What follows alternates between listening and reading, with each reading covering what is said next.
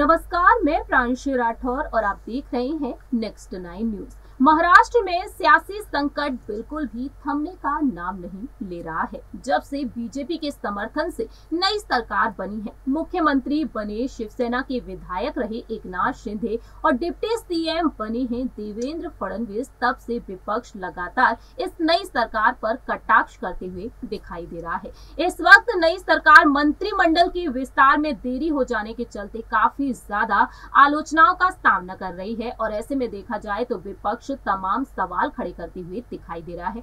बीती पिछली रिपोर्ट्स में हमने आपको बताया कि एनसीपी के प्रमुख शरद पवार और उनके भतीजे पूर्व उप मुख्यमंत्री अजीत पवार ने किस तरीके से नई सरकार को लेकर कह दिया कि ये नई सरकार जल्द से जल्द गिर सकती है, क्योंकि दो ही लोग मालिक बनकर बैठे हैं और बाकी सब आराम फरमा रहे हैं, ऐसा अजीत पवार ने कहा था। लेकिन अब आपको बता दें कि अब महाराष्ट्र की रणनीतियों के बीच अब बीजेपी यहाँ पर अहम फैसले लेती हुई दिखाई दे रही है। शरद पवार जो इस वक्त काफी ज्यादा शांत हैं, जब से शिवसेना के सांसद संजय राउत को ईडी ने अपनी हिरासत में लिया है। पात्रा चौल घोटाले मामले में, मनी लॉन्ड्रिंग के मामले में वह फंसे हुए हैं और इसी बीच शरद पवार की चुप्पी 100 सवाल खड़े कर रही है। लेकिन इसी बीच देखा जाए तो शरद पवार की मुश्किलें बढ़ती हुई भी दिखाई दे सकती है। हाल ही में जो रिपोर्ट सामने आई है उसके बारे में आपको बताएंगे इस रिपोर्ट के जरिए। दरअसल आपको बता दें कि शिवसेना के नेतृत्व वाली महाविकास आघाड़ी सरकार के पतन और महाराष्ट्र में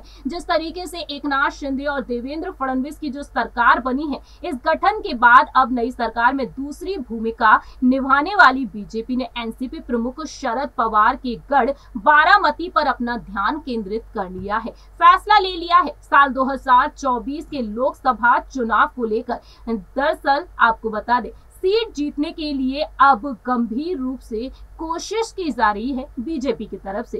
पार्टी का मिशन है साल 2024-45 के एक हिस्से में देखा जाए तो बीजेपी ने केंद्रीय वित्त मंत्री निर्मला सीतारमण को बारामती पर ध्यान केंद्रित करने के लिए कह दिया है। जी हां, अपने गढ़ में शरद पवार को हराने के लिए पार्टी कार्यकर्ताओं के साथ समन्वय करने के लिए एक भूमिका उन्हें सौंप दी गई है। ऐसे में देखा जाए तो शरद पवार और उनकी बेटी सुप्रिया सुले की मुश्किलें बढ़ती हुई दिखाई दे सकती हैं। दरअसल आपको बता दें 16 से 18 अगस्त तक बारामती संसदीय क्षेत्र का वह दौरा कर सकती हैं। बारामती, इंदापुर, दौंड, पुरंदर और इसके अलावा भौर विधानसभा क्षेत्रों में उनकी यात्रा होगी। सीतारमण पार्टी कार्यकर्ताओं रिपीट जानकारी के लिए आपको बता दें, निर्मला सीतारमण पार्टी कार्यकर्ताओं के साथ बैठकें करेंगी और विचार विमर्श भी करने वाली हैं। दरअसल आपको बता दें कि कहा गया है कि केंद्रीय मंत्री की यात्रा की तैयारियों के मद्देनजर